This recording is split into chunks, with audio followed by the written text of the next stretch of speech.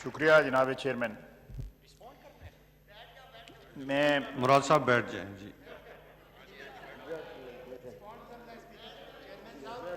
जनाब चेयरमैन, मैं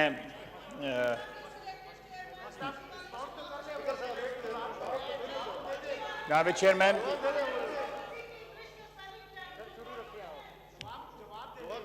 महबूब साहब तशरीफ रखें। जनाब चेयरमैन जी खाई साहब आप जारी रखें जी। जनाब चेयरमैन, मैं शुरू में वज़ीर आज़म साहब तशरीफ़ लाए यहाँ पे। वज़ीर आज़म साहब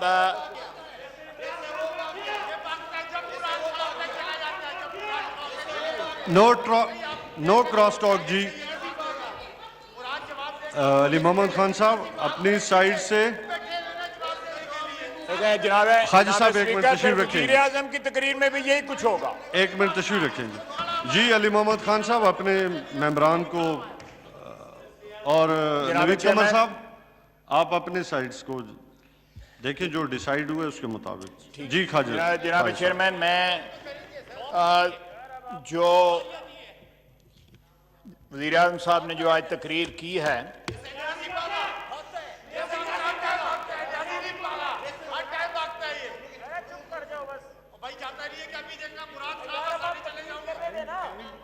यार मुराद खान साहब कर लें, कट्ठी थोक का जवाब दे दें, जो है दो बंदों का खान साहब आप अपनी तकरीर जारी रखें। ये ठीक है जनाब। जनाब चेयरमैन, सबसे पहले मैं वज़ीर आज़म साहब की तकरीर में जो तारीखी जो उन्होंने तारीख के मुतल्लक जो एक लेक्चर दिया है, मैं उसकी करेक्शन कर दूँ।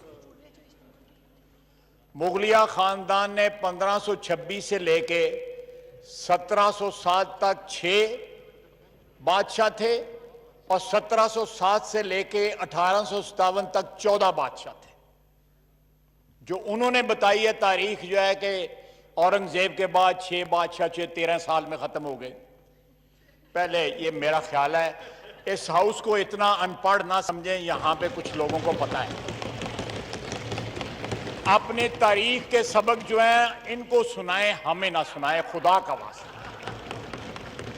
दूसरा, उन्होंने कहा कि 13-14 साल में बाइजेंटाइन एम्पायर खत्म होगी। बाइजेंटाइन एम्पायर उस वक्त खत्म हुई, अर्तुगरुल ड्रामा वो देखते हैं जब कॉन्स्टेंटिनोपल फॉल हुआ था, and that was in 1452 if I am not wrong.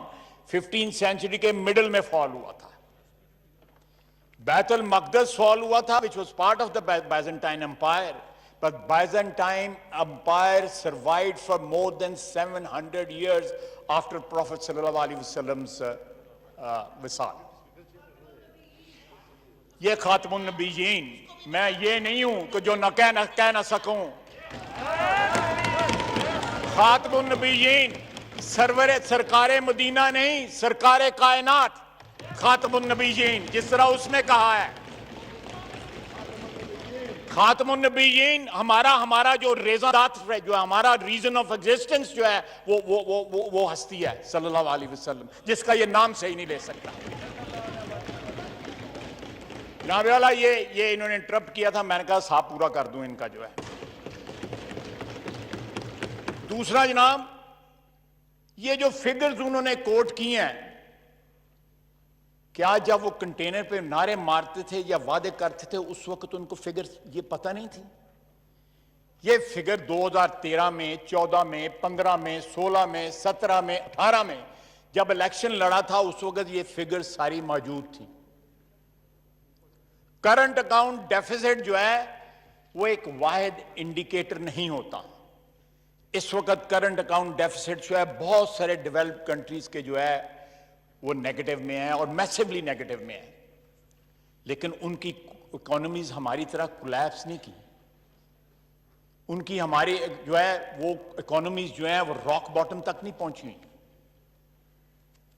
हमने मशीनरी इंपोर्ट की बिजली घरों के लिए, डेवलपमेंट के लिए। हमारा लार्ज स्केल मैन्युफैक्चरिंग जो थी वो इनसे 6 गुना जो है ज्यादा थी, जो इनकी आज है जो फिगर है 6 गुना ज्यादा थी, इसलिए हमारी इंपोर्ट की फिगर ज्यादा थी। इन्होंने डिवैल्यूएशन का कहा, जनाब वाला, अगर 40% डिवैल्यूएशन हुई है तो फिर एक्सपोर्ट क्यों नहीं बढ़े? उसके बाद इन्होंने कहा कि हमने लॉन्ग टर्म में कन्वर्ट कर दिए हैं। जनाब वाला, मैंने अपनी तकरीर में कहा था कि 10.26 से 10.96 एवरेज रेट चला गया है। यह रीप्रोफाइलिंग की वजह से इंटरेस्ट रेट बढ़ गया, सस्ता नहीं हुआ। यह थोड़ा सा किसी से ट्यूटरिंग ही ले लें। अगर अपने साथियों की बात नहीं मानते, कोई बाहर से बंदा ले आए जो इनको तारीख का सबक दे, जो इनको माशियात का सबक दे।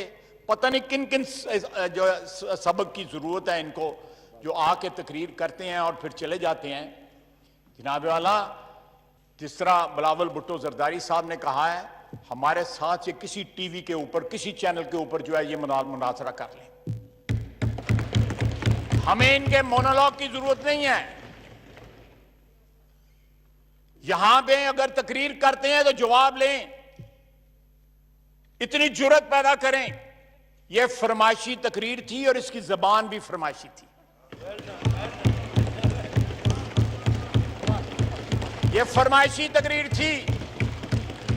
जनाब चेयरमैन, सियासत में आपका खानदान बड़ी देर से है, समझें ये किनको सुना रहे थे। सादिक अमीन जो है वो उसकी स्टोरी भी सुन लें। इनका एक दोस्त है। नो क्रॉस टॉक जी, नो क्रॉस टॉक। यार मैं जवाब दे रहे हैं। जनाब चेयरमैन, इनका एक दोस्त है बचपन का, उनको इन्होंने कहा कि यार नवाज शरीफ जो है वो डिस्क्वालीफाई हो गया है। अब मैं और जहांगीर तरीन हूं, दोनों तो हम डिस्क्वालीफाई नहीं हो सकते, लेकिन अगर दोनों क्वालिफाई हो गए तो नवाज शरीफ ने बहुत ज्यादा शोर मचाना है। तो मेरा ख्याल है कि जहांगीर तरीन जो है वो डिस्क्वालीफाई हो जाए, मैं तो बच जाऊंगा, मुझे तो डिस्क्वालीफाई नहीं कर सकते। ये फैसले से पहले वो मैं उस दोस्त का नाम भी बता सकता हूं, लेकिन अमानतन किसी वक्त कहा, मजबूर किया गया, मैं नाम भी बता दूंगा। और ये बात जो है मैंने ट्वीट भी की। अब जहांगीर तरीन भी ये बात करता है। अगर मेरिटोक्रेसी की बात करते हैं तो जहांगीर तरीन आज लंदन क्यों बैठा हुआ है? वो यहां कैद क्यों नहीं है? ये मेरिट है, ये मेरिट है। जब मेरिट की बात करते हैं तो सनाउल्लाह को झूठे केस में अंदर किया जाता है, उसके ऊपर हीरोइन डाली जाती है, और जो अरबों रुपए का गबन कर गया वो जाके लंदन में जाके यश कर रहा है। ये मेरिट है, ये रियासत मदीना का मेरिट है, जहां पे वो एक सफ में खड़े होते थे।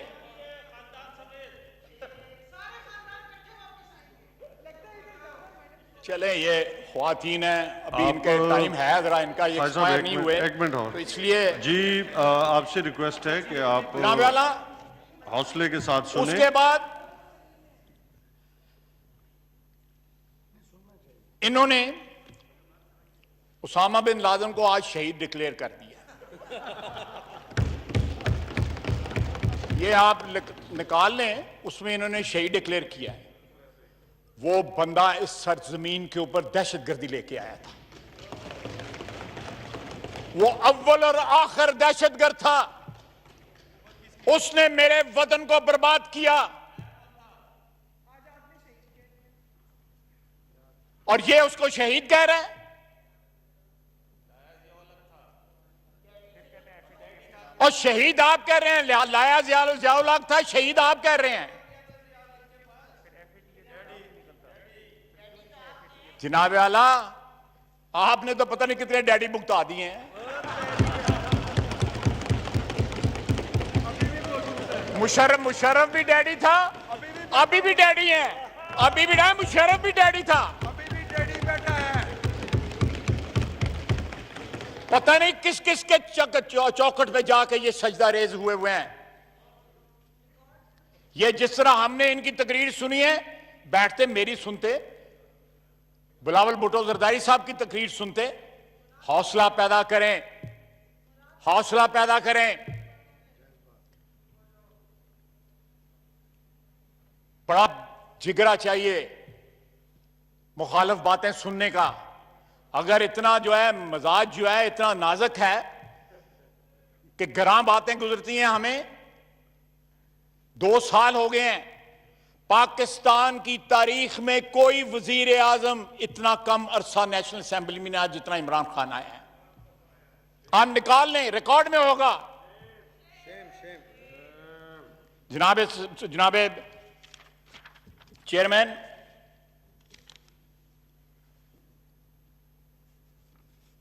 पाकिस्तान में 50 लाख बंदा बेरोजगार था। 55 लाख कोरोना से पहले। अब 1 करोड़ 20 लाख बेरोजगार की जो है सफ में चले गए हैं। गुर्बत की सतह, गुर्बत की फीसद जो परसेंटेज है वो 50% होगी। आधी आबादी हमारी गुर्बत की लकीर से नीचे चली गई है। ये आज के आके हमें ये लेक्चर सुनाते हैं। ऑस्ट्रेलिया कह रहा है कि हमारे मुल्क में 23% कोरोना जो है पाकिस्तान से आया है। परसों एमिरेट्स की फ्लाइट लैंड किया हांगकांग में, उसमें 36 कोरोना के मरीज निकले हैं, जिसमें 29 पाकिस्तानी थे। हमारी वैसे तो एक्सपोर्ट्स बड़ी नहीं है, लेकिन कोरोना एक्सपोर्ट करना शुरू कर दिया है। जनाबे वाला, ये वबा जिस तरह बढ़ रही है, अल्लाह करे मैं गलत कह रहा हूं, मेरी दुआ है, लेकिन मैं हकीकत से मुंह नहीं छुपा सकता। हकीकत जो है उसको, उससे मुंह छुपाना जो है मेरा ख्याल है सबसे बड़ी जो है बेवकूफी होगी मौजूदा हालात में। हमें मिन हैसुल कौम जो है वो हकीकत का सामना करना है, और इस हकीकत को सामने, ये सिर्फ नारा नहीं कि घबराना नहीं, ये फ्लू है, ये कोरोना है, ये लाखों बंदों की जान ले चुका है द वर्ल्ड ओवर। ये फ्लू नहीं है, ये जुकाम नहीं है जो आप लेक्चर देते रहे हैं। और आज क्रोनोलॉजी बता रहे थे कि मैंने फलां वक्त ये कहा था, मैंने फलां वक्त ये नहीं कहा था।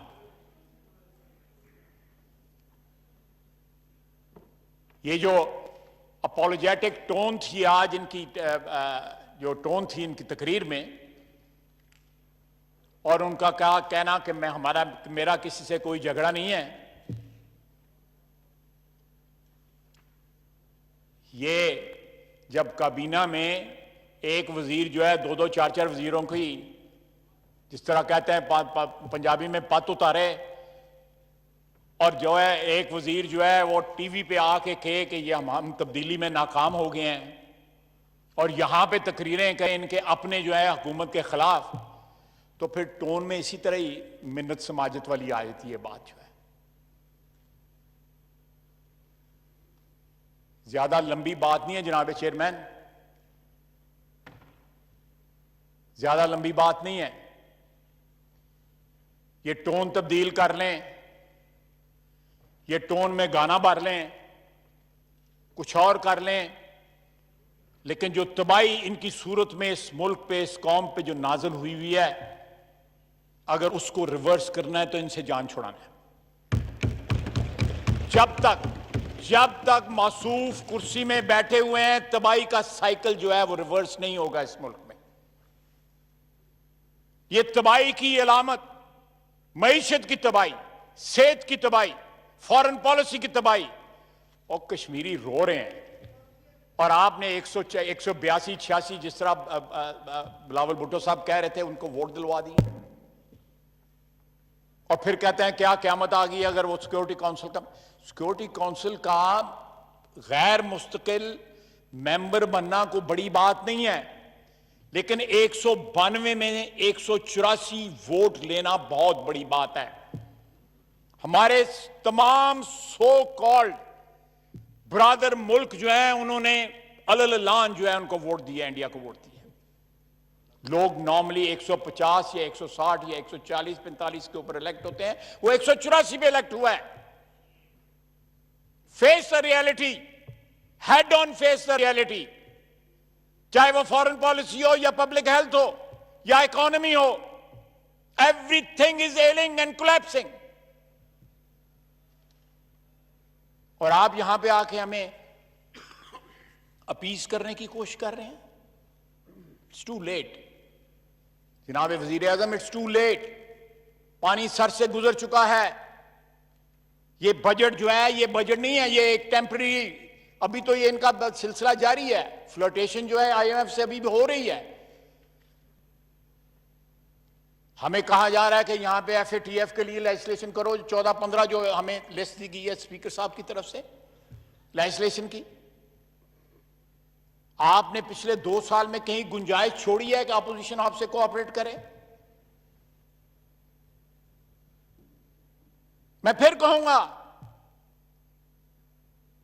6 फुट के 10 फुट के फासले के ऊपर सनाउल्लाह बैठा हुआ था, जिसके ऊपर आपने 20 किलो जो है हेरोइन डाली।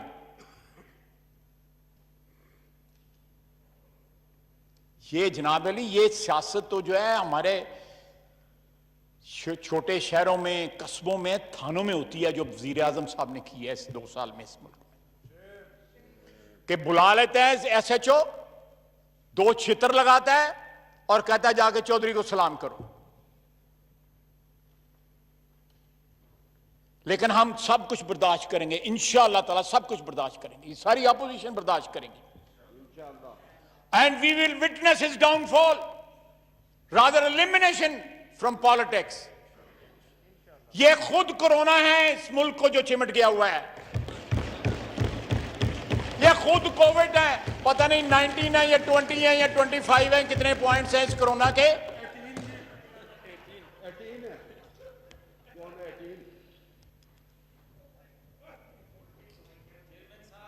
वो कहते हैं जी कि वो जो बिल गेट्स का नाम बिल क्यों है कि वो गेट के नीचे से बिल आता है बिजली का।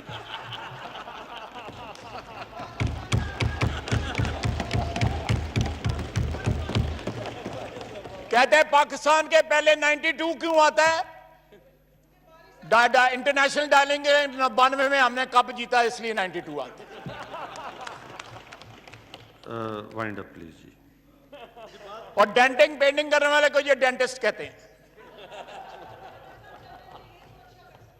तो जनाब वाला, ये खैर ये कॉमिक रिलीफ भी बीच में होनी चाहिए, माहौल बड़ा सीरियस हो गया था। जनाब वाला, मैंने कोई नाम नहीं लिया, अस्तगफुरुल्लाह, मैं कोई नाम नहीं ले रहा। जनाब वाला, मैं बिल्कुल, आपने हुक्म फरमाया, मैं वाइंड अप करता हूं। लेकिन मैं आखिर में ये याद जरूर करवाऊंगा वज़ीर आज़म साहब का, जितने दिन भी वो रह गए हैं उनके, कि अपने वादे जो हैं जब ये कर रहे थे उस वक्त भी फिगर्स जो है चेक कर लेते कि किन वादों पे बेस, वादे किन फिगर्स पे ये बेस्ड वादे को करने चाहिए थे। अगर फिगर्स बकौल इनके गलत थी, इकोनॉमी वाज इन डोलड्रम्स, सब कुछ तबाही का शिकार हो चुका था, तो वादे ना करते। अगर इन्होंने वादे झूठे, फिर या तो रिवर्स कर लें कि वादे झूठे थे और फिगर्स ठीक थी। आज भी खड़े होकर टोटल डेट की जो है हमारी फिगर्स जो है वो गलत बता रहे थे। जनाब वाला, ये फिगर्स आप जो मर्जी बना लें, जो रियलिटी है रियलिटी है। आप इरेज तो नहीं कर सकते फिगर्स जो है, जो ट्रांसलेट हो रही हैं गुर्बत में, जो ट्रांसलेट हो रही हैं महंगाई में, जो ट्रांसलेट हो रही हैं करप्शन में, जो ट्रांसलेट हो रही हैं भूख में, जो ट्रांसलेट हो रही हैं मौत में। ये तमाम फिगर्स ट्रांसलेट हो रही हैं। आप रोक तो नहीं सकते इनको। तो यहां पे आके एक तो खुदा का वास्ता है, ये तारीख जोग्राफिया का लेक्चर हमें ना दिया करें। ही इज वेरी डेफिशिएंट, उनका इतना नॉलेज डेफिशिएंट है जिसका कोई हिसाब ही नहीं। जिस किताब का उन्होंने रेफरेंस दिया उसको दोबारा जाके पढ़ें।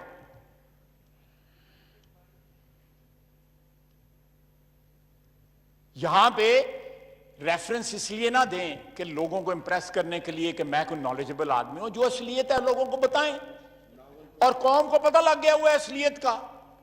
उसके जो मर्जी डेंटिंग पेंटिंग करवा लें उसके ऊपर ले, बॉडी तो वही रहनी है।